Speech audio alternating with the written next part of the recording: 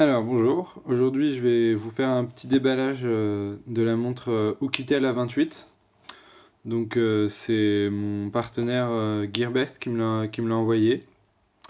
Donc on va voir tout de suite ce que ça donne. Alors, on voit ici que c'est le modèle or, ils ont deux modèles, un argent, un or, classique. La boîte en elle-même est plutôt jolie, plutôt bien faite. Assez classique elle aussi, en comparaison, moi j'ai la LG G-Watch Air, en comparaison c'est un peu le même style de boîte. Donc maintenant voyons voir la montre en elle-même. Donc voilà la montre, plutôt jolie, on va la sortir. Hop, voilà. Donc c'est vrai que par rapport au fait que ce soit un constructeur chinois, je m'attendais à une smartwatch un peu plus, on va dire un peu moins jolie. Elle est vraiment, vraiment qualitative. Euh, l'écran, l'écran est bien. Le contour est tout en métal. Alors, je sais pas si on peut le voir, mais on a des petits défauts tout autour. Je crains que ça soit dû à un mauvais transport de la part du transporteur, je pense, une mauvaise conservation. Donc on peut voir elle est largement inspirée de la ZenWatch d'Asus.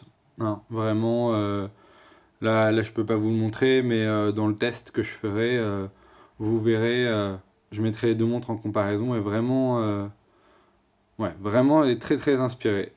Alors derrière, on retrouve ici le connecteur pour la charger. Et alors ici, selon le constructeur, c'est le capteur cardiaque et il serait le même que utilisé sur la Apple Watch. Donc ce serait un gage de qualité à voir dans les tests, à voir dans les faits. Sur le côté ici, on a le petit bouton de démarrage. Et enfin, alors je sais pas si vous voyez, mais juste ici, voilà, juste là, vous avez un petit haut-parleur. C'est très chinois, c'est-à-dire que j'ai vu que beaucoup de smartwatches chinoises ont un haut-parleur. Je trouve ça vraiment pas nécessaire sur une smartwatch, d'autant plus que si on en porte une, c'est justement pour éviter tout type de sonnerie et d'avoir juste des vibrations légères au niveau du poignet. Donc là, avoir un haut-parleur pour avoir du son en plus, je trouve ça vraiment, vraiment pas nécessaire en fait. Alors, enlevons le petit film. Alors, comme on peut le voir, il y a un film par-dessus pour protéger l'écran. Le mien n'est pas très bien posé. On a, voilà, juste là, vous voyez, il y a une petite bulle. Donc, sincèrement, je vais pas le garder. On va l'enlever tout de suite. Voilà. Donc, sans le film. Maintenant, petit démarrage. Voilà, comme on peut entendre un son magnifique. Voilà, c'est le genre de truc pas du tout nécessaire sur une smartwatch. Donc là, on a l'écran de la montre classique. Voilà, je crois pas qu'il y ait beaucoup de watch face différentes. Hein. Bien sûr, on n'est pas sur Android Wear, donc c'est un système propriétaire. Moi, ça me dérange pas plus que ça parce qu'avant, j'avais eu la Sony Smartwatch 2 qui n'était pas qui n'était pas encore à l'époque sur Android Wear puisque Android Wear n'existait pas à l'époque. Et ça me dérangeait pas plus que ça, c'était un peu comme un mini téléphone. Donc voilà, là on a les différentes icônes, comme on peut le voir, plusieurs choses. Alors on a des thèmes si on veut changer les thèmes. Moi j'aime bien celui-là particulièrement. On a une calculatrice. Comme vous voyez, l'écran réagit plutôt bien. Donc voilà, là on a les différents les différents settings, les différents paramètres. Alors tout de suite, on va la mettre en français. Voilà, ça c'est mieux. Hein. La traduction de ce que j'ai pu voir avant, oui, parce que j'avais déjà ouvert la montre un petit peu avant quand même. Hein, je vais pas vous mentir. La traduction est plutôt bonne, sauf que le problème vient voyez, par exemple, enregistreur de son, bah, on a enregistreur 2. En fait, en français, il arrive que les, comment dire, que les, que les traductions sont un peu plus longues qu'en version anglaise ou chinoise ou quoi, et que du coup, ça dépasse de la montre. Bon, alors, vous voyez, l'écran réagit vraiment très très bien, il n'y a aucun souci à ce niveau-là, c'est fluide. Bon, là-dessus, il n'y a rien à dire. Je la trouve un peu épaisse. Je la trouve un peu épaisse. Alors, on va voir au poignet ce que ça donne.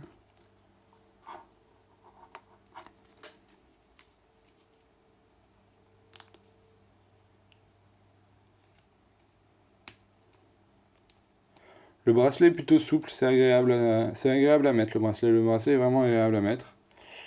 Bon, alors, vous voyez, sur mon poignet, ça va encore. C'est pas choquant, ça passe encore. Vraiment, je m'attendais à pire que ça. Alors, j'ai vu qu'il y avait une fonction comme sur la Apple Watch. Alors, au niveau des mouvements. Alors, vous voyez là pourquoi c'est en espagnol, je sais pas. Mais c'est pas très grave. Alors, activer, enregistrer, voilà. Et alors, du coup, maintenant, on va attendre que la montre s'éteigne. Je l'ai mis sur 15 secondes. J'estime que c'est suffisant pour regarder sa montre.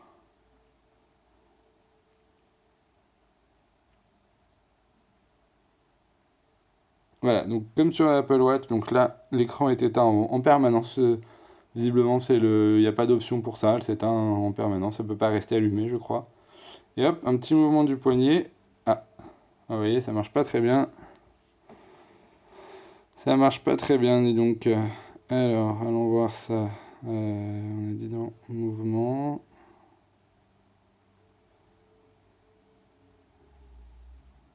Écoutez, je vais tous les activer, on verra bien ce que ça donne. Je sais pas lequel il faut activer précisément. Vous voyez là par exemple, j'ai pas toute la traduction, ce qui est un peu dommage. Alors voilà, maintenant que tout est activé, voyons voir. Je vais attendre qu'elle s'éteigne.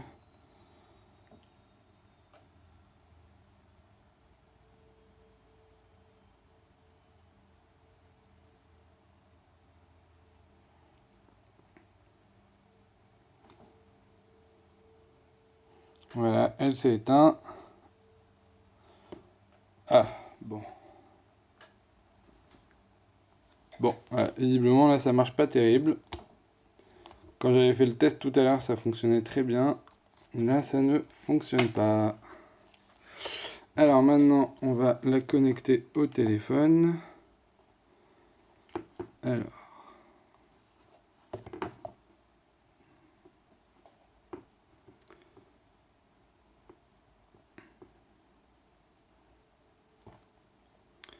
Ah, vous voyez, le téléphone la reconnaît assez rapidement.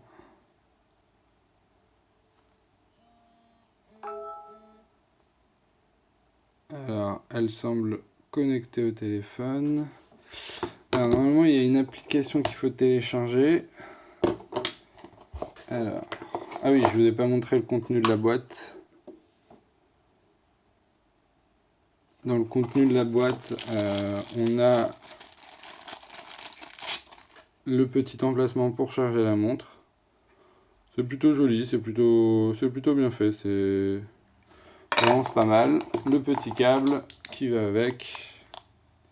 Bien sûr, pas de chargeur secteur, c'est à nous d'utiliser les chargeurs qu'on a chez nous. Mais bon, ça c'est classique dans les montres, même sur la LG, c'est le cas aussi. Alors, voyons voir dans le user guide. Alors il faut télécharger.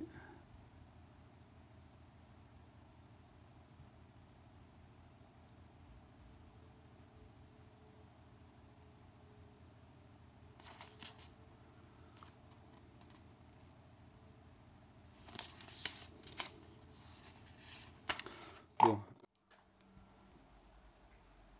Alors voilà, je reviens vers vous. Donc j'ai eu un peu de mal à connecter la montre. En fait, il se trouve que l'application sur le Play Store pour MediaTek Smart Device, n'est pas la bonne version. Donc il faut aller la télécharger soi-même. Et alors en fait, ils sont assez intelligents pour l'avoir mis sur la montre. J'aurais dû lire le manuel, c'était marqué dessus. Vous voyez ici la petite icône là, hop, voilà, on a un QR code, on le flash et ça nous amène sur un site internet de Mediatek, nous permettant dans ces cas-là effectivement de télécharger la bonne application. Donc l'appli en elle-même est pas, voilà, des applis, j'ai envie de dire classiques. Elle a rien de particulier, elle permet de choisir les notifications, ça c'est pratique, savoir quelle ou quelle application dont on veut avoir les notifications. On peut changer le nom de la montre, ça c'est pas, voilà. Voilà, rien de particulier. Alors, maintenant une fois que c'est connecté, vous allez pouvoir voir que maintenant on a accès un peu à tout. Trouver son téléphone, ce qui est pas mal.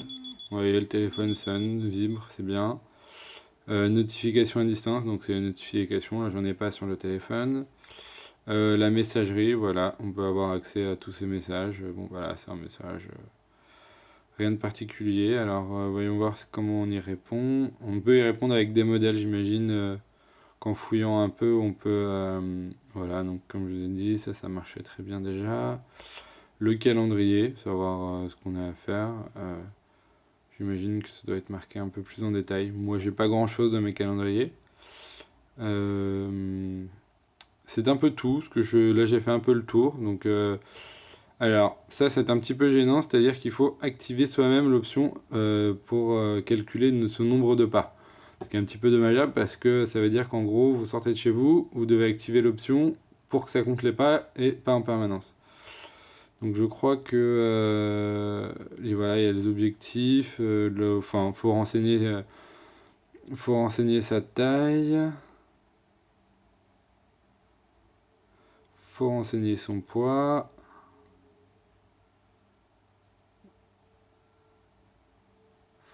Voilà. Et puis, faut appuyer sur début. Alors, je trouve ça un petit peu dommage qu'il faut l'activer soi-même. Rappel sédentaire, c'est encore un truc à la Apple, c'est-à-dire que la montre vous dit attention, vous n'avez pas assez bougé, il faut faire quelques pas. Je trouve ça pas non plus hyper utile. Moniteur du sommeil, ça c'est pas mal aussi. À voir si c'est précis ou pas.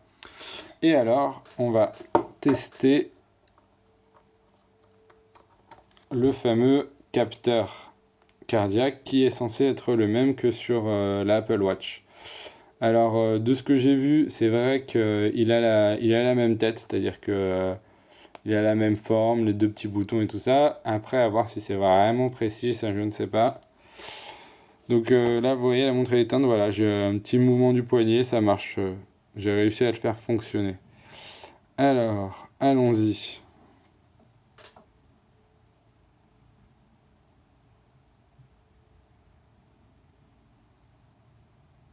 « 92 battements par minute. » Ça doit être à peu près ça, parce que j'ai le cœur qui bat assez vite. Donc on en fait un deuxième, voir si ça fonctionne bien.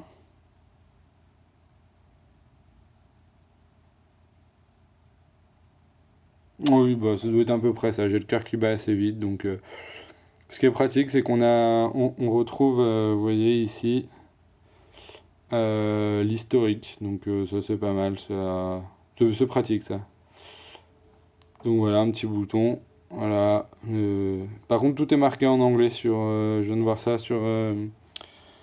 C'est marqué en anglais, vous voyez, Monday, 17 août. C'est un petit peu dommage. Ça pourrait être en français. Donc vous allez voir, la montre va s'éteindre. Donc là, on la voit plus. Voilà. Hop, un petit mouvement du poignet. C'est bon, ça refonctionne. C'est très pratique. Voilà, c'est tout pour le moment. Je vais vous faire un test détaillé sur mon site bientôt. Vous aurez à avoir un petit test entièrement détaillé dessus. Voilà.